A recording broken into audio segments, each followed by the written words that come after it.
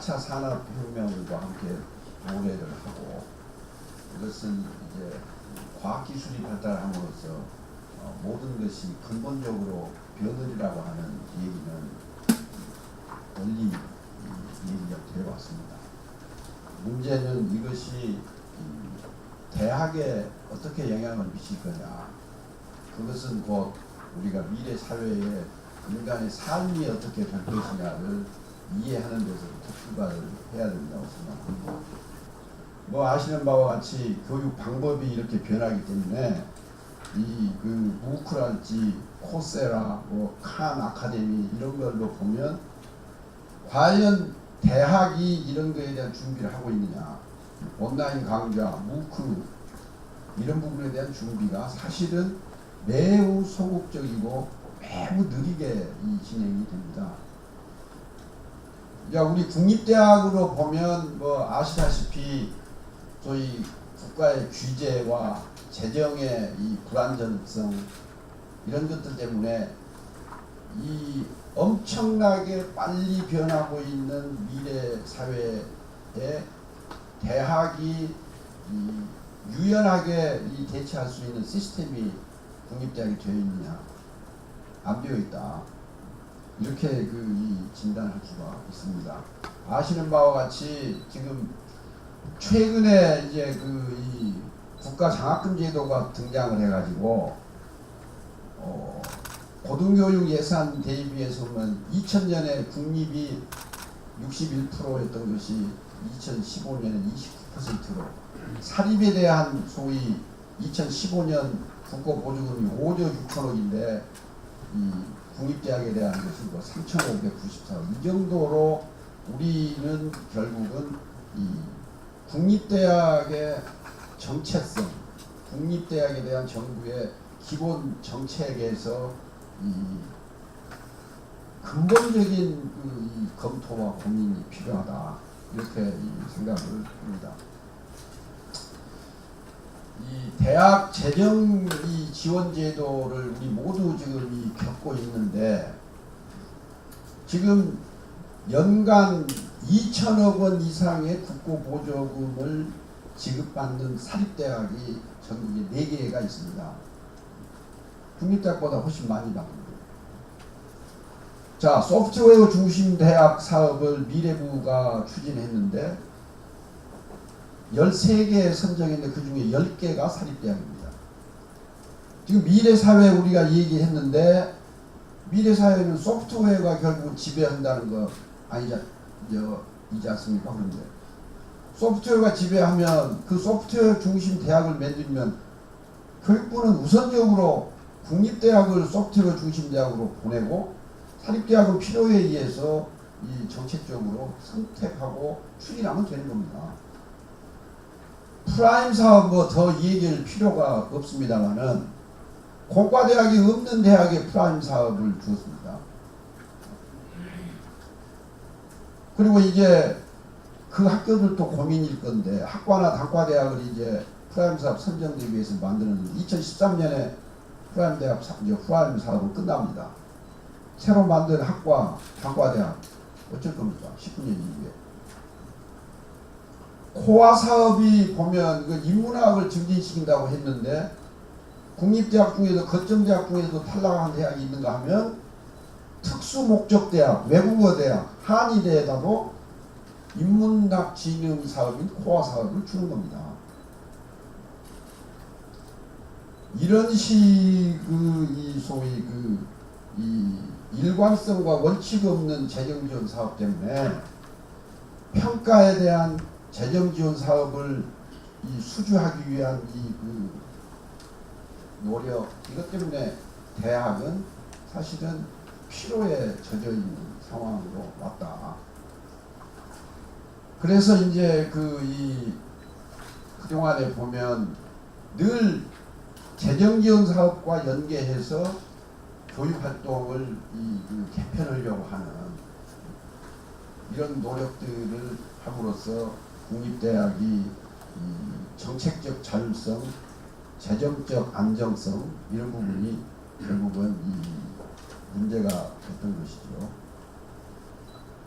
그래서 이제 제가 생각할 때는 국립대학에 대해서 소위 재정을 안정적으로 지원을 하고 교육 활동의 자율성을 보장을 하고 책임 경영제를 확보를 해 주어야 제대로 된 대학이 성립할 수 있고 미래에 대한 준비를 적극적으로 또 중장기적으로 체계적으로 일관성 있게 할 수 있다, 이런 제안을 드립니다. 그래서 소위 경쟁과 평가를 통한 재정지원 사업은 폐지해야 된다.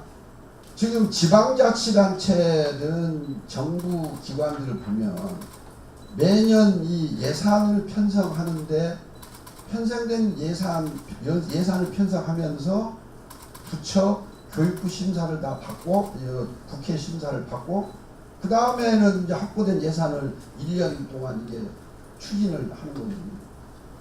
그런데 우리 대학은 1년 내내 이 재정지원 사업에 대한 신청서 제출하고 평가 받느라고 시간을 다 보내는 겁니다.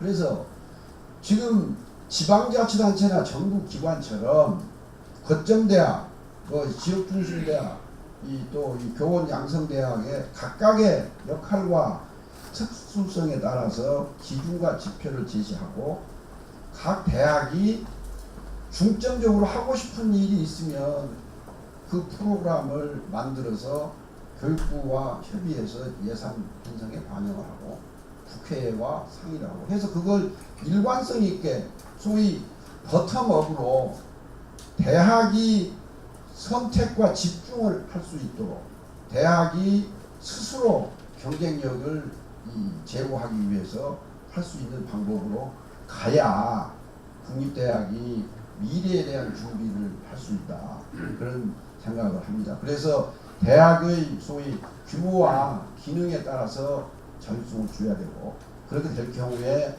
1년 내내 이 소위 평가와 재정 지원 사업에 보냈던 에너지를 실제로 교육과 연구에 집중할 수 있다.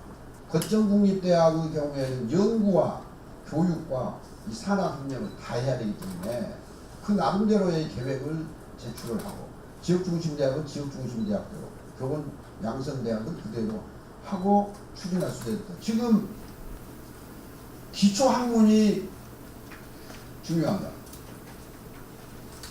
인문학이 중요하다, 공학도 중요하다. 실제로 안 중요한 분야가 없다는 겁니다. 융합과 통섭을 생각하고 지금 이 얘기하는 미래사회의 변화를 생각한다면 지금 이미 물리학과 디지털, 생물학의 융합이 일어나고 있다. AI를 생각하고 디지털을 생각하고 우리가 로봇 공학을 생각하고 이런 식으로 한다면 어느 분야도 소홀할 수가 없다. 그러나 모든 대학이 모든 분야 할 수는 없던 것이기 때문에 연구중심대학과 지역중심대학과 교원 양성대학의 역할과 기능을 분리하고 그것이 효과적으로 할 수 있도록 분담시키는 것은 필요하다. 국가가 이 고등교육, 특히 국립대학에 투자한 것에 대한 소위 요즘 쓰는 용어 가성비를 보면 엄청나게 좋은 게 국립대학입니다. 지금 우리가 안고 있는 소위 이 입학자원 감소 문제, 교수 1인당 학생 수가 OECD 평균 16명인데 현재 우리 국립대학이 25명이다.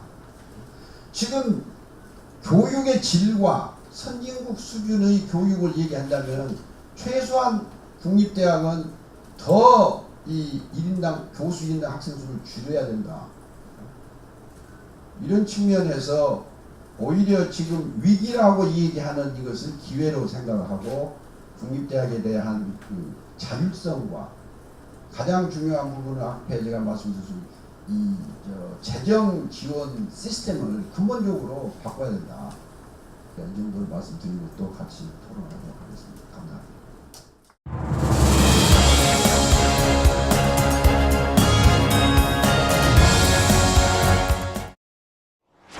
오늘 주제에 큰 내용은 4차 산업이 도래를 했고 거기에 대한 군집대의 대응 방안이 돼가지고 신경을 드리려고 합니다. 그래서 이제 4차 산업이 이 소리 한번 내가지고 우리 1차, 2차, 3차, 4차 산업이 있습니다만 그 어느 산업 혁명보다도 이 4차 산업의 혁명은 이 복잡성이 굉장히 정대한다는 부분이 우리가 크게 풀어야 할 과제다. 그래서 이 복잡성을 어떻게 풀 것인가 하는 것이 오늘 주제고 그에 따른 우리 대학의 대응 방안이 돼가지고 말씀을 드리고자 합니다. 이 4차 산업혁명을 봤었을 때 이 나타나는 기본적인 특성이 무엇인지를 한번 살펴보았습니다. 매나 이게 세계경제 포럼에서 주어진 내용들입니다만은 이 복잡성이 어떻게 전개를 하는가 하면은 먼저 속도 면에서 보면은 속도가 굉장히 예전과 다르게 기하급수적으로 빠르게 증가하고 있다는 점과 두 번째로 보면은 범위입니다. 전 산업 분야에서 미친다는 것. 그 다음에 시스템 충격이 있습니다. 사회 전체 시스템의 변화를 동반하고 있다는 것입니다.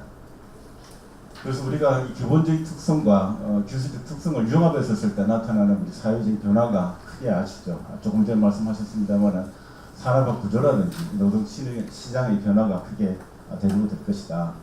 그래서 우리가 이 부분을 보면은 사회적 환경 변화를 야기할 것이고 그와 같은 부분에서는 저희들과 앞으로 우리가 도래하는 부분 중에 하나가 크게 우려되는 부분이 양극한 부분입니다. 이 부익부 빈익빈이 더 크게 될 것이라는 부분이시죠.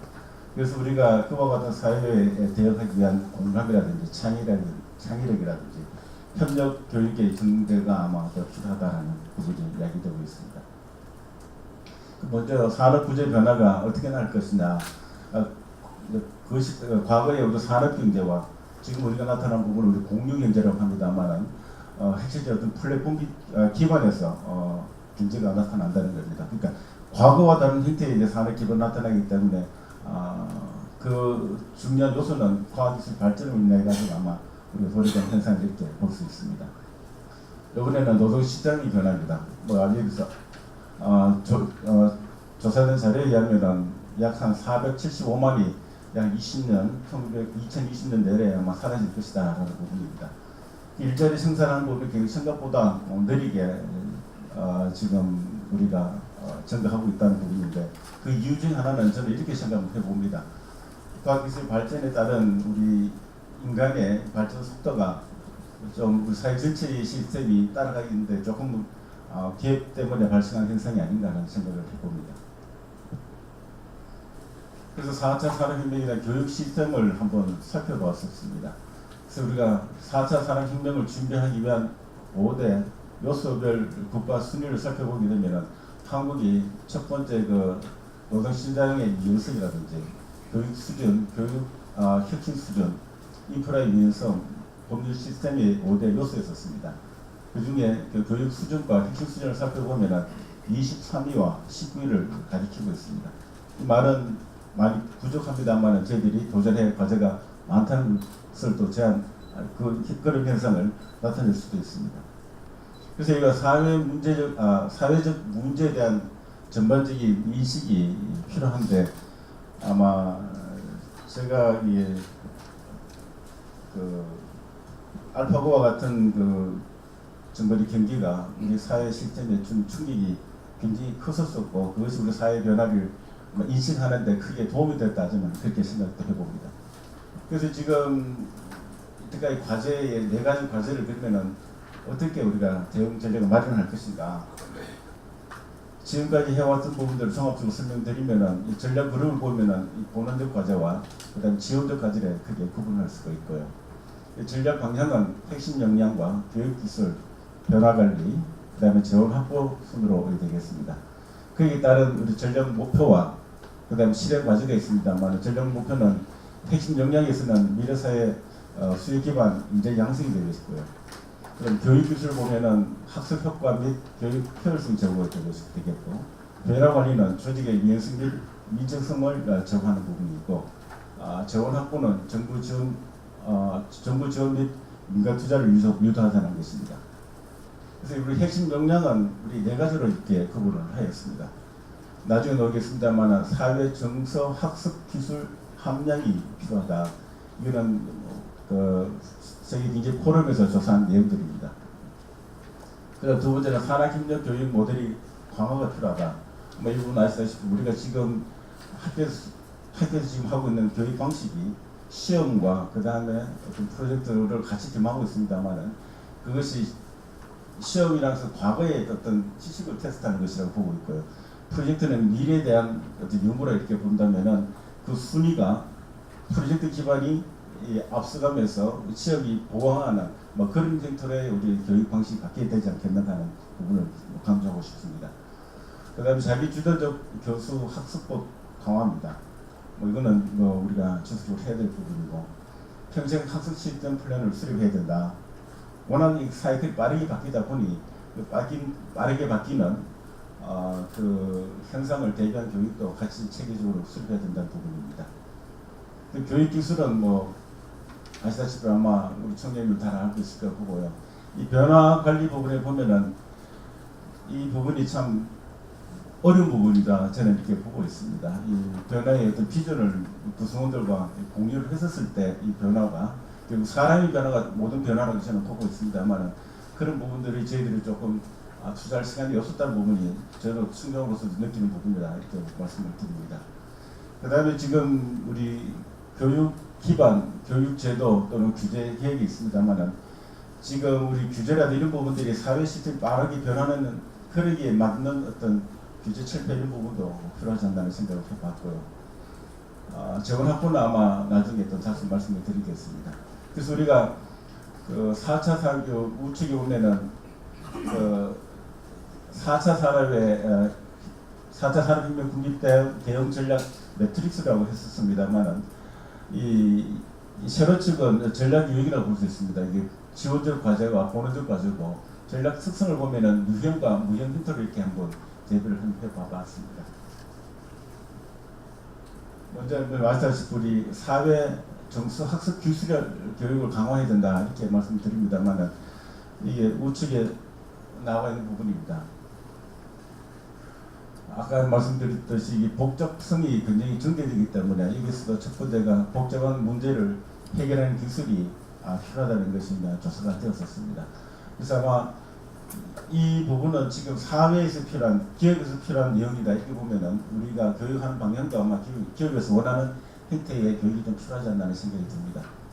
그래서 산학협력 기반에 왔습니다만은 이 산학협력 기반은 여러분 아시다시피 이 산학협력 기반으로 프로젝트 학습을 통해 가지고 우리 학생들의 심층 학습과 지식의 영합, 가치 체득을 힘을 하는 그런 교육이 필요하다는 그런 부분이고요.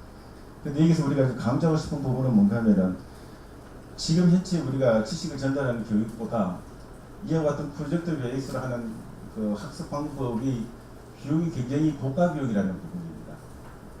이게 우리가 교육부도 우리 정부도 아셔야 될 부분인데 미래 사회에 훌륭한 인재를 길러내려고 하면은 교육에 대한 투자가 여기서부터 나타나는 겁니다. 투자하지 않고서는 미래 사회를 대비할 수 없다는 내용이고요. 그와 같은 부분에서는 아마 재정 부분이 순기적으로 해결돼야 된다 이렇게 말씀을 드리고 싶습니다. 그리고 핵심 역량입니다만은 자기 주도적 교수 학습법 강화입니다. 지금 보면은 다른 레포트에서 아마 조사한 내용입니다만은 주요 학습법들이 쭉 나와 있습니다. 그래서 많은 단체에서 이런 학습법을 도입하고 있는 걸로 이렇게 알고 있습니다.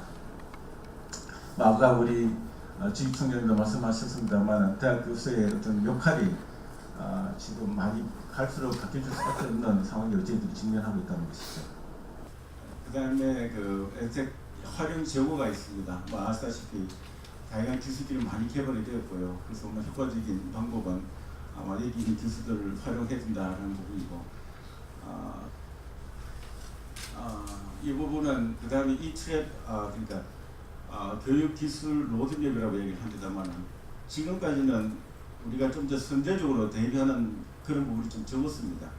그래서 우리가 정부 차원에서도 교육기술 로드맵을 만들고 미래가 어떻게 도래될 것인 부분을 우리 예측을 하고 선제적으로 준비하는 그런 과정이 필요하지 않냐는 차원에서 말씀을 드렸습니다. 그 다음에 이제 변화 관리입니다.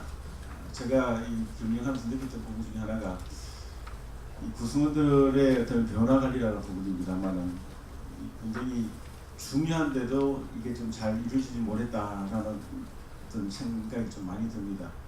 아시다시피 우리 총장님들은 이 학교 경영을 하시다 보니 아마 많은 소통을 한다고 합니다만은 그러나 이와 같은 사회 변화를 따라갈 만한 어떤 혜택의 어떤 소통이 이 부분은 좀 부족하지 않았는가 하는 부분이고요.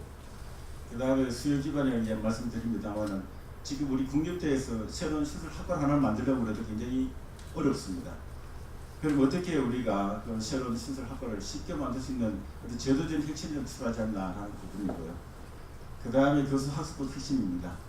우리가 뭐 이거는 교수님들의 어떤 역할 변화 또 그 다음에 학습법 어떻게 좀 잘 가르치게 될 것인지 어떤 그와 같은 지속적인 교육이 좀 필요하지 않나 생각이 듭니다. 그 다음에 마지막으로 재원 확보가 되겠습니다. 여러분 아시다시피 뭐 제가 정부에도 제안을 했습니다만 고등교육 재정교육법 제정이 촉구를 한다고 말씀드렸습니다. 교육에 대한 지방세가 늘어나더라도 그 재원은 초중고에 대한 예산은 지원이 되지만은 고등교육에 대한 예산 지원되는 법이 만들어지지가 있지 않다는 부분입니다.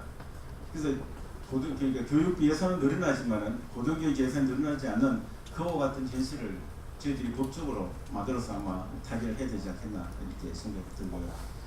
그런데 지방도 마찬가지입니다. 저기에 소재한 대학은 지방의 지자체가 함께 플랜을 짜고 머리를 맞들면서 지정 지원도 함께 해줘야 되지 않겠나 하는 생각을 말씀드리고요. 아시다시피 우리가 대통령이 국립대 설치정을 국립대 법제화도 좀 필요하다. 근본적인 정부가 국립대에 대한 인식을 함께 같이 운영할 필요성이 있다 이렇게 말씀을 드리고 싶습니다. 이런 부분이 조금 전에 말씀드렸듯이 이 4개의 핵심적인 부분에 대해 가지고 말씀을 드릴게요. 마지막으로는 국립대의 존재성과 저력성 부분입니다만 제가 작년에 한번 그 대학 신문에 글을 한번 띄우고 한 적이 있습니다.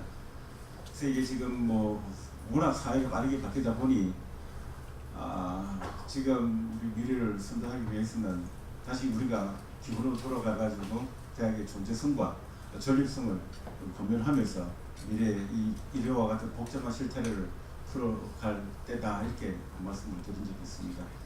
우리 총장님들 늘 대학 굉장히 참 고생이 많으신 걸로 알고 있습니다만 제가 느끼면서 지금만 그렇게 총장님들께서 어려운 적이 있었을까?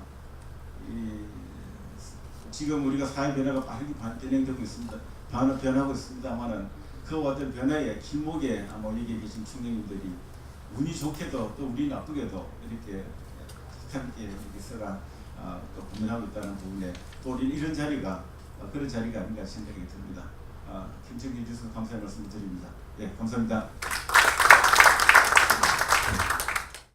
미래사회 국립대 위상과 역할 강화에 대해서 윤여표 충북대 총장님,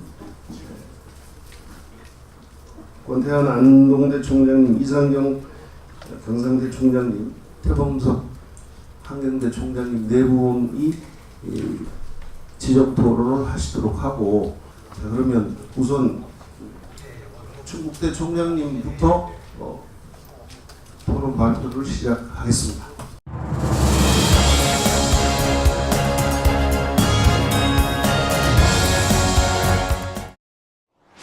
아시다시피 국립대학은 지역사회와 국가가 요구하는 인재를 양성하는 핵심적인 역할을 담당해왔지만 입학자원 감소에 대비하기 위한 고등교육 구조개혁의 한가운데서 힘겨운 생존 경쟁을 하고 있습니다. 저는 미래사회 국립대학의 존재 의의와 위상 그리고 역할 강화에 대한 우리 지병무 총장님의 주제 발표 관련해서 다음과 같이 몇 가지로 요약하고 토론 패널로서 역할을 하고자 합니다. 첫 번째, 국립대학의 역할을 어떻게 규정할 것인가에 관한 내용입니다. 국립대학은 교육의 기회 균등을 실현하기 위한 핵심 제도이고 대학 교육의 질적 발전을 선도하는 역할을 담당해왔으며 학문의 다양성 보존 그리고 지역 균형 발전의 핵심 축으로 작용합니다. 두 번째, 안정적인 재정 확보 문제입니다.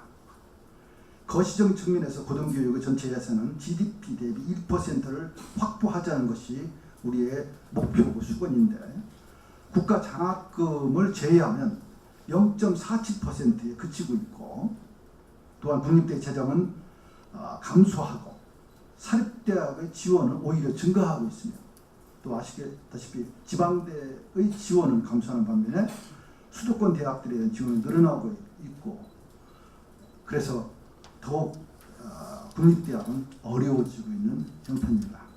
이에 고등교육 특히 국립대학에 대한 재정 지원 방안으로 이미 제시한 바와 같이 고등교육 재정 교육부 재정으로 국제화 시킬 것을 다시 한번 간곡히 제안합니다. 미래 대학 교육 실현을 위한 정책 목표를 다음에 5가지로 제시를 하고자 합니다. 첫 번째는 창조적인 사회를 주도하는 고등교육입니다. 대학은 첨단 과학기술을 기반으로 창조, 혁신, 감성을 키워드로 하는 스마트 사회와 기술의 발전을 추동하는 창의적 지식 생산을 통해서 경제 발전에 더욱 중요한 주체로 부상할 것입니다. 두 번째, 행복한 사회를 꿈꾸는 고등교육입니다. 이것은 40대에서 60대 성인들이 고등교육을 통해서 지식 기반 사회의 핵심 인력으로 거듭날 수 있고 이들의 지속적인 자기 개발 및 행복한 삶을 지원하는 고등교육 체계를 의미합니다. 세 번째, 지속 가능한 사회를 이끄는 고등교육입니다.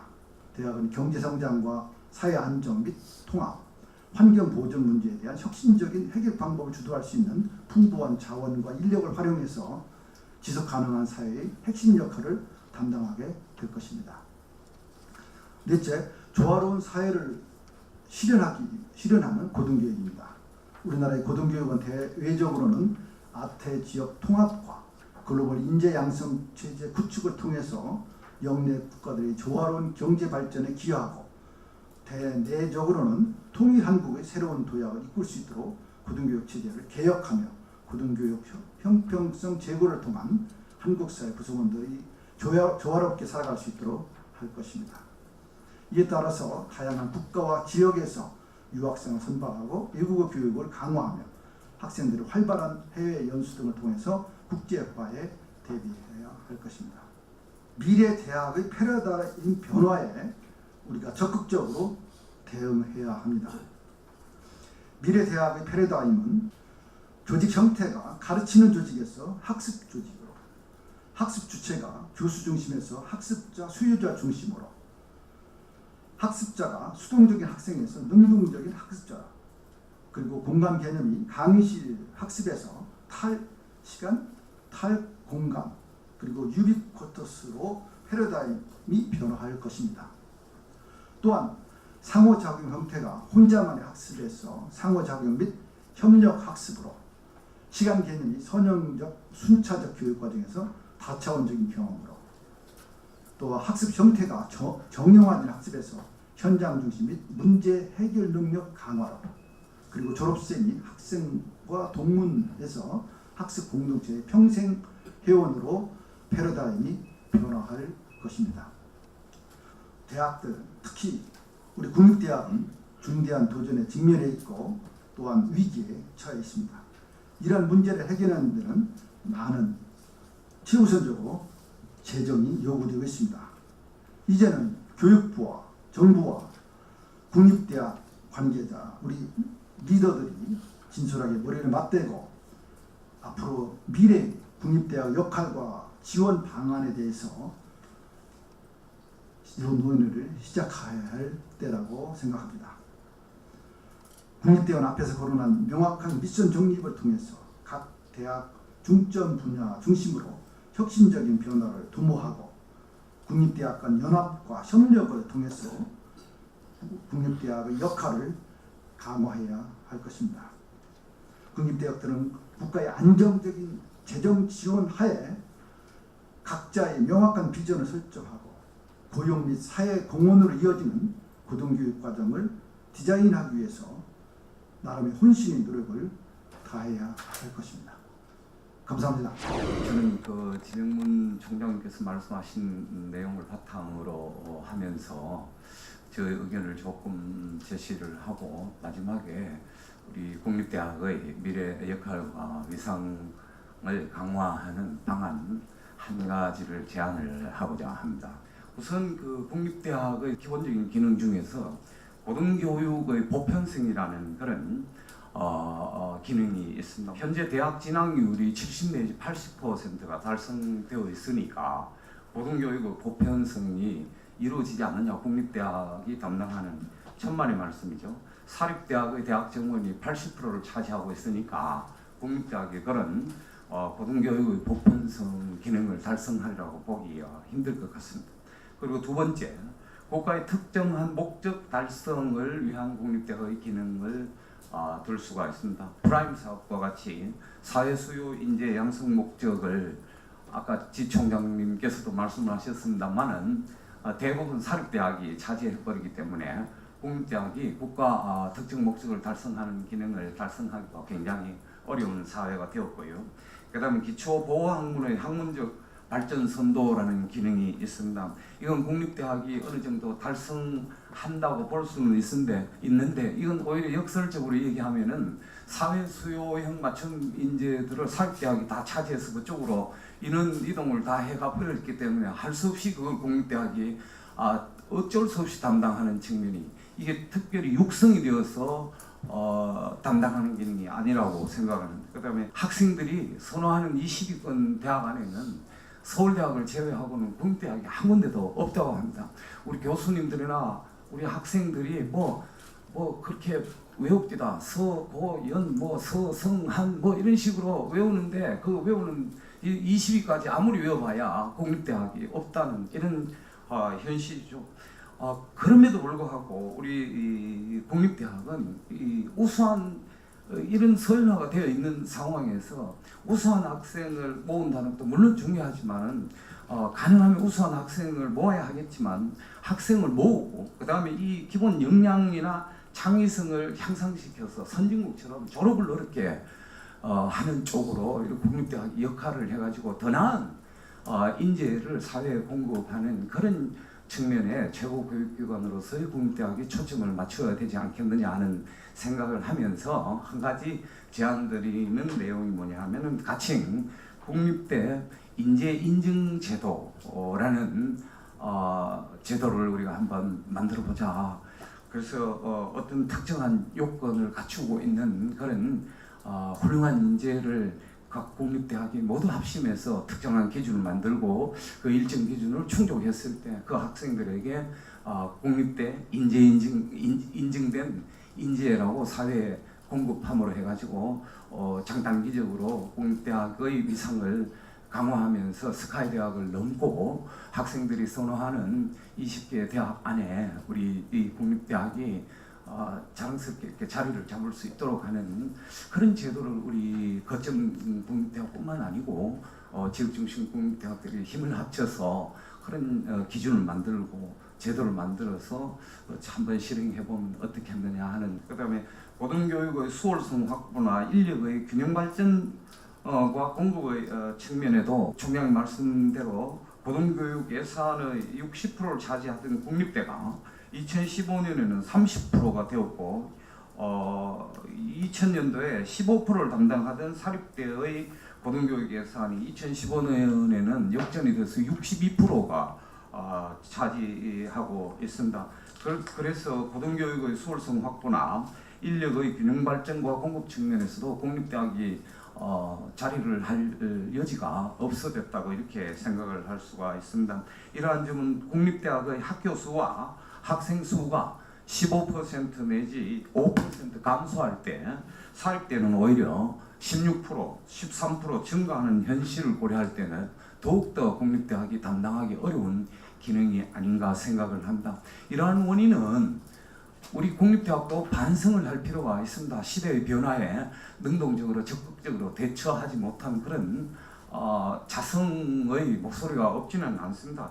그럼에도 불구하고 정말 중요한 것은 우리가 다 같이 얘기하는 것과 마찬가지로 정부가 국립대학의 설립 취지를 간과하고 국립대학이 본연의 기능을 구현할 수 있도록 지원하는 점이 행정적으로 부족했지 않는가 하는 데서 답을 찾을 수가 있습니다.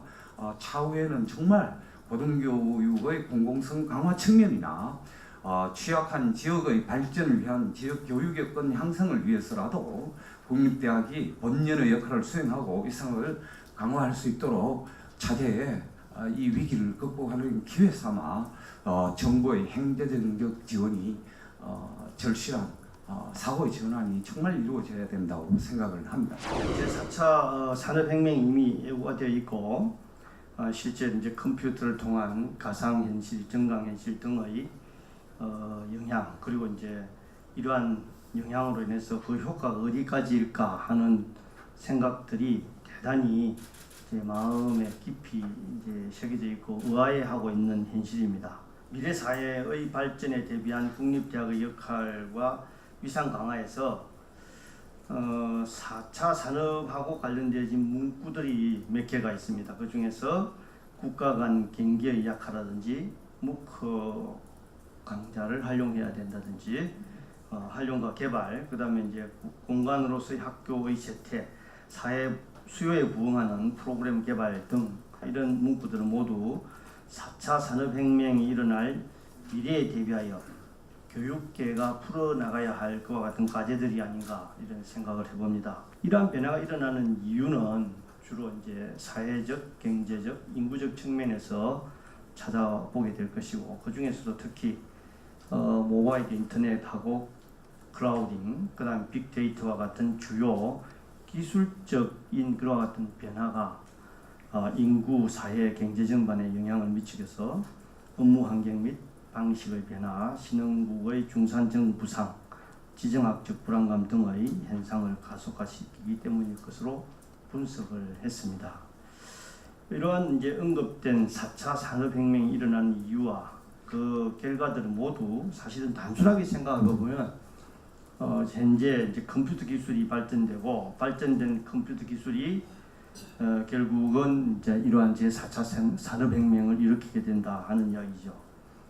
지금 이제 벌써 4차 산업혁명이 일어났다, 그리고 일어난 것이 진행되고 있다 하는 것은 모두가 다 인정하고, 그 다음에 그것이 이제 곧 지능정보 사회를 만들어갈 것이다라고 예측을 하고 있습니다. 그래서 기계의 지능화가 어디까지 갈 것인가 하는 것들이 결국 이제 지능을 갖춘 기계가 인간 세상에서 어떻게 역할을 할 것인가 하는 것으로서 이제 제4차 산업혁명에 대한 예측, 그런 것들을 해내야 되는 것이 아닌가 이런 생각을 해봅니다. 이것이 곧 기술적 변화가 되겠고 그 기술적 변화가 인구와 사회와 경제 전반에 어떤 영향을 미치게 될 것인지 하는 것이 이제 우리가 생각하는 관점이 되겠습니다. 그래서 어떻게 대응해야 하는가 하는 것은 대응을 위한 투자도 있어야 되고 지원도 있어야 되고 그렇게 되어야 되는데, 그러한 것들이 다 이루어지면 우리도 제4차 산업혁명에 대비하여 국립대의 역할을 제대로 할 수 있는 국립대가 만들어질 것이다, 이렇게 생각을 합니다. 조금 세밀한 것으로서 우리는 이제 제도적인 지원 같은 이런 것들도 사실 이루어져야 된다, 현실에서라고 생각을 하고, 그래서 이제 우리가 고등교육법 시행령에 나와 있는 주 9시간 강의하라든지 이런 문제들도 사실은 같이 해결해야 된다. 그래야 이제 좀 우리가 이제 4차 산업에 대비할 수 있는 교육도 가능하다, 이런 생각이 들고요. 그다음 이제 역시 마찬가지로 교수 1인당 학생 수를 조정해가지고 교수의 정원을 조정하는 이런 것들 역시 마찬가지로 해결해야 되지 않을까, 이런 생각을 합니다. 그래서 우리나라 대학 교육이 국립대학하고 사립대학이 균형을 이루면서 국민의 의식 수준과 지식, 정보 기능, 그와 같은 소통 능력을 강화해 왔다고 생각을 하고요. 그래서 이러한 국립대학은 국가 정책을 교육 일선에서 실현해 나가고 아울러 고등교육의 기회를 모든 국민에게 고르게 제공하며 기초학문 분야를 비롯한 모든 학문 분야를 고르게 발전해 나가는 역할을 담당을 하고 있습니다. 그래서 이런 프레젠트 서밋에서 제안되고 토론된 의제들이 앞으로 제4차 산업혁명의 시대를 대비하기 위해서 서로 같이 고민하고 반성하고 또한 나아갈 지향점을 찾아갔으면 합니다. 교육당국하고 정치권, 각 국립대학들이 앞으로 지속적으로 대학 교육 발전을 위해서 토론의장을 만들고 국립대가 역할을 다할 수 있고 또한 위상을 강화하기를 바라는 마음 간절합니다. 한국의 대학 발전에 또한 큰 관심을 가지고 있는 한국대학신문을 비롯한 다른 매스컴의 역할도 대단히 중요하다고 생각을 하며 끝으로 이 자리를 이제 위에서 또 대학 발전을 논할 수 있도록 또 논의하고 있는 우리 총장님들께 대단히 감사하다는 말씀을 드리고 이 자리를 마치겠습니다. 고맙습니다. 오늘 주제는 사실 국공립대의 문제가 아닌 국가적인 교육 패러다임 변화에 대한 것이 주제라고 생각을 합니다. 그래서 이 변화에 대해서 수용을 할 것이냐, 확산을 시킬 것이냐, 아니면은 현재의 체제에서 속도를 조절할 거냐에 대한 선택의 문제라고 생각을 합니다. 저는 결국 이 4차 산업혁명이 온 것처럼 이 변화에 대해서 받아들이고 수용하고 확산하기 위해서 마음을 열고 대비를 하고 그 다음에 국가적으로는 확고한 투자가 있어야 된다고 생각을 합니다. 그러기 위해서 아까 여러 총장님들이 말씀하신 것처럼 대학에 대한 평가가 지금처럼 돼서는 안 된다고 생각을 하고 이 대학에 대한 평가가 주체가 어떤 정부기관이나 여기가 아니라 결국은 수요자인 학생들이 평가하는 것이 맞다고 생각합니다. 학생들이 얼마나 만족하느냐가 중요한 것이지 다른 것이 없다고 생각을 합니다. 그러기 위해서는 지금까지 해왔던 여러 가지 논문 실적이라든지 여러 가지 그 정량적인 평가와 더불어서 진짜 잘 가르치는 교수님이 얼마나 많은가, 그거에 따른 학생들의 교육 만족도 평가가 더 중요하고, 그렇기 위해서는 교육의 질을 평가하는 것이 가장 우선돼야 된다고 생각을 합니다. 두 가지 큰 물결이 있습니다. 지금 구조개혁을 해야 된다는 물결과 진짜 제4차 산업혁명 시대를 살아갈 세대를 교육시키기 위해서 교육 패러다임을 바꿔야 된다는 그 큰 두 개가 지금 당장에, 아까 총장님도 말씀을 하셨고 또 김영식 총장님도 말씀을 하셨듯이 교육 현장의 변화 속도는 다른 데에 비해서 너무 늦습니다. 늦은 것이 당연하다고 생각을 합니다. 그래서 큰 틀에서 준비를 해야 된다고 생각을 하고, 그러기 위해서는 장기적인 안목을 계속적으로 구상을 하고 계획해야 된다고 생각을 합니다. 그 미래 인재 양성에 대한 중요성을 말씀을 하셨는데, 교육 시스템을 어떻게 변화시킬 거냐며 거기에 대한 콘텐츠라든지 이런 것은 어떻게, 서비스는 방향을 어떻게 할 거냐에 대한 얘기는 사실 여태까지 언급이 별로 없었습니다. 그럼 결국은 현재의 대학 교육 시스템이 변화해야 된다는 거고, 한계점에 도달해야 했다고 하는 거에 대해서는 다 공감을 하실 겁니다. 또 4차 산업혁명이 벌써 시작이 되고 그 용어를 시작과 더불어서 사용을 하고 있지만 1차 산업 이전의 산업군도 있으며 2차 산업, 3차 산업에 종사하는 사람 역시 많습니다. 하지만 우리나라의 입장에서 보면은 앞으로 더 발전해 나가는 그런 인재 양성을 위해서는 4차 산업혁명이라고 하는 큰 주제는 포기할 수 없을 것입니다.